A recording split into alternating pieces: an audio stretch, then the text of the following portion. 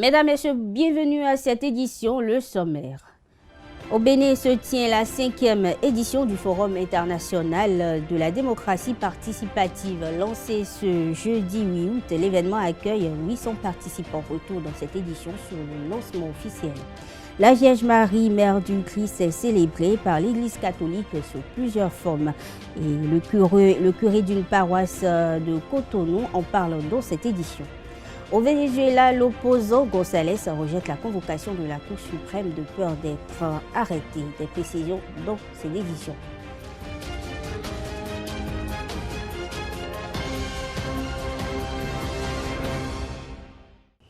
Bonsoir. La 5e édition du Forum international de la démocratie participative FIDEPA 5 a démarré ce jeudi à Cotonou du 8 au 10 août 2024. Les participants, les représentants et cadres de différents pays d'Afrique assisteront à plusieurs activités et différentes communications à l'occasion. Le point de la cérémonie de lancement dans ce reportage signé Francis Fahmy.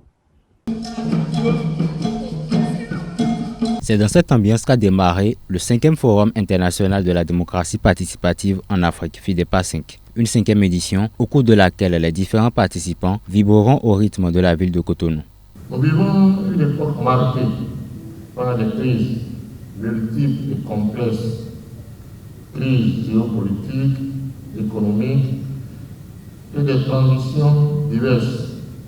Ces défis, loin de nous décourager, nous pousse à repenser nos modèles de gouvernance et à rechercher des solutions innovantes pour assurer la participation active de nos citoyens à la gestion de nos territoires. Pour le préfet du littoral, le FIDEPA 5 est une opportunité pour la capitale économique du Bénin. Nous sommes honorés que ce forum se déroule à Cotonou.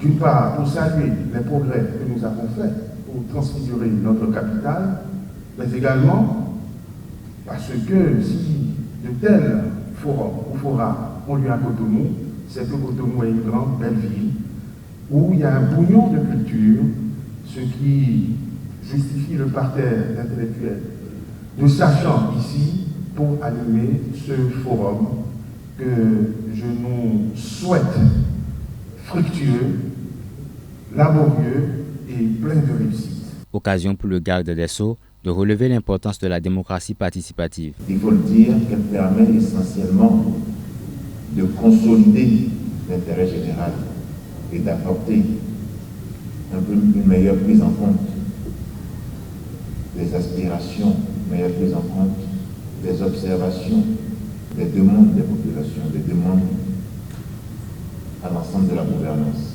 Plusieurs activités sont inscrites à l'ordre du jour de ce forum. Pendant 3 jours, nous aurons une réflexion sur le thème de la citoyenneté de la démocratie comme levier de relance dans un contexte de crise géopolitique, économique et de transition. Cotonou nous offre également l'opportunité de célébrer et primer l'excellence dans la gouvernance territoriale à travers les bonnes pratiques et les innovations portées par les autorités locales, par les universitaires, par les journalistes, mais également par les jeunes. Nous avions dit tout à l'heure que nous inscrivons notre action dans l'agenda 2063. Ceux qui seront là encore en 2063, c'est les jeunes d'aujourd'hui. Le 5e Forum international de la démocratie participative en Afrique démarre ce jeudi 8 août et prend fin le samedi 10 août 2024. Je l'ai annoncé en titre, dans l'Église catholique, le mois d'août est dédié à la Vierge Marie. Mais en dehors de ce mois, d'autres mois de l'année sont également consacrés à la Mère du Sauveur Jésus-Christ. Il s'agit notamment des mois de mai et d'octobre. Les raisons de la consécration mariale en ces périodes sont expliquées ici par le Père Hubert Kedoide, curé de la paroisse Bon Pasteur de Cotonou. Il s'exprime au micro de Nasserine Fatoumbi et de Ulrich Amegamboy. Tous les 12 mois, il y a toujours un jour consacré à Marie. D'ailleurs, tous les samedis sont déjà consacrés à Marie. Donc tous les mois, nous fêtons nécessairement une fête mariale parce que c'est elle le modèle, c'est à son école que nous sommes. C'est elle qui a cru à l'accomplissement des paroles qui lui furent dites de la part de l'ange Gabriel. Donc Marie est importante pour nous, c'est pour cette raison qu'on la fête. Et on l'a fait principalement les mois d'octobre et de mai. Le mois de mai, c'est le mois de Marie, qu'on appelle le mois le plus beau. Et le mois d'octobre, qui est le mois du rosaire, où l'on récitait, on médite le chapelet et le rosaire. Puis le mois d'août concentre aussi l'attention, puisque avec l'apparition de Notre-Dame de l'Immaculée Conception à Tarbes, à Lourdes, avec la petite Bernadette, eh bien, et la fête de l'Assomption, et cette fête mobilise l'attention pour les pèlerinages nationaux et internationaux. Nous fixons avec Marie notre destination ultime. Et quand on est quelque chose, quand on a quelque chose, etc., eh bien, on se mobilise pour. Le Seigneur Jésus nous a dit quel est cet homme qui, après avoir découvert dans un champ un trésor, ne va-t-il pas vendre tous ses biens? Marie nous fait miroiter notre destination ultime et finale. C'est la glorification dans le Seigneur. Alors, aucun sacrifice ne sera de trop si nous nous préparons à cette ultime rencontre où Dieu sera tout en tous et que Marie, notre mère, avec les saints anges, pourra nécessairement nous accueillir avec son Fils dans le royaume éternel. La beauté de la femme africaine ne repose pas uniquement sur la fermeté de sa peau noire. Elle se fait également remarquer par ses formes, qu'elles soient minces, rondes, noires ou claires de peau, et aux hommes de choisir leur préférence. Quelques citoyens se prononcent sur ce sujet au micro de Conté Amoussou et de Yasminat Hassani Mboto. Dieu sait pourquoi il a mis la peau noire en Afrique. Femme claire là, bon, si tu as une femme claire, tu as des soucis. Puisque la femme claire, elle est sur toutes les lèvres. C'est partout, chacun veut chercher, les gens veulent voir les femmes claires. Mais si tu as une femme claire, qu'elle est sérieuse, je pense que tu peux t'en sortir. Mais quand tu as une femme claire, qu'elle n'est pas sérieuse là, elle risque de faire de créer du forfait chez toi. Moi, il y a des femmes teint clair qui me séduisent. Et il y a les femmes teint noir qui me séduisent. Donc moi, je n'ai pas une fixation sur une teint clair et une teint noir. Les deux teints, moi je suis resté avec les deux teints. Et moi en tout cas, c'est la beauté. Bon, c'est vrai que les gens disent que c'est teint clair qui attire, jusqu'à il y a d'autres qui se dépigmentent pour ça. Bon, moi, je n'ai pas de... Que ce soit teint clair, que ce soit teint noir, j'aime les deux. Écoutez, il va falloir qu'on revienne à la culture. Quand on voit surtout dans la ville de Cotonou et autres, et que je vois des femmes dépigmentées en griffe, je suis désolé, je ferme mes yeux parce que je dis, mais ça c'est à quoi finalement? La chair humaine, elle est sacrée. Dieu nous a donné gratuitement. Il va falloir qu'on s'en tienne à ça et qu'on respecte la volonté divine. Mais là, quand nos sœurs, pour une raison ou une autre, elles choisissent délibérément, bien sûr délibérément, d'aller avoir la peau teint clair, moi je ne suis pas preneur. L'Africain doit rester africain, naturel, à travers sa peau. Mais aller acheter les pommades pour devenir Yovo dans ton pas là, moi, je n'aime pas ça trop. Sexe clair naturellement, d'accord. Je préfère, je fais à l'intensité. Je préfère une femme noire à une femme teint clair. La femme noire, c'est la beauté africaine. Même si elle est vilaine, elle a une beauté, elle a une valeur intrinsèque. C'est ça, la beauté noire. Le bois d'ébène. Carnet noir dans cette édition, un nouveau décès au sein de la presse béninoise. Le jeune journaliste Aboubakar Sadikou est décédé des suites d'une crise cardiaque survenue lundi 5 août dernier. Diplômé en journalisme et en communication, il avait débuté sa carrière à Radio Univers où il s'est fait remarquer pour sa voix et son talent. Avec son animation, il a captivé de nombreux auditeurs à l'ORTB où il a également exercé. Toutes nos condoléances à la presse béninoise et à sa famille.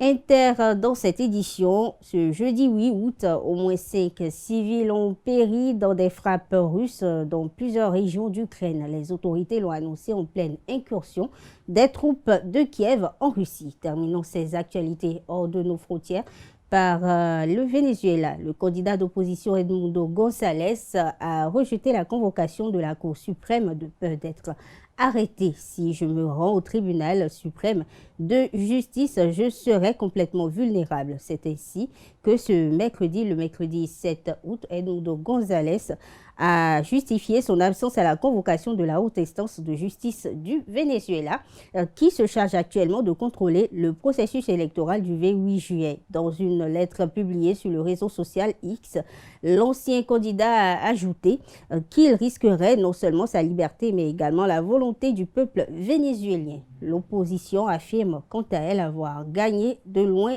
la présidentielle soutenue par plusieurs pays, dont les États-Unis et l'Argentine. De son côté, l'armée refuse l'appel de l'opposition à la soutenir, parlant d'appel désespéré et séditieux. Et elle a répété sa loyauté absolue au président Maduro.